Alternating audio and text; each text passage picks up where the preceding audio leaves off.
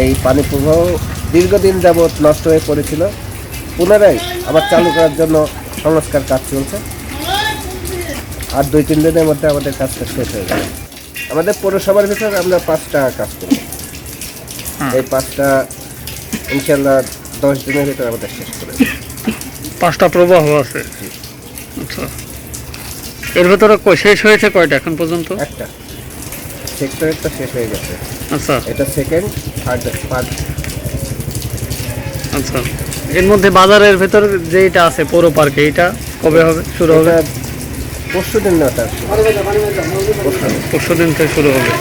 আচ্ছা, এগুলা যে 6টা পৌরসভার ভিতরে যে 6টা ছিল, এগুলা কি 6টার ভিতরে এখন একটা অলরেডি আমরা পাই নাই, বাস স্ট্যান্ডেরটা 5টা পেয়েছে, 5টাই সমস্যা।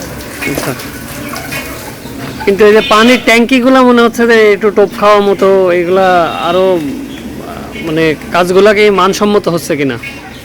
এখন এগুলা বডি পানি উঠে গেলে টোপগুলো উঠেও যাবে, যেহেতু ওর ভিতরে আয়রনের স্তর ছিল কিছুটা হলো 3-4 মণ, সেগুলো ফেলার পরে ওটা টোপ যেটা আছে ওটা উঠেও যাবে। ফিল্টার শুরু হবে সন্ধ্যা নাগাদ। আচ্ছা, এগুলা মানে আপনার একবারে কতটুকুন পানি সক্ষম ফিল্টার করতে? ফিল্টার যখন পুরো ভরা থাকবে এটাতে 1000 লিটার পানি সংরক্ষণ থাকে।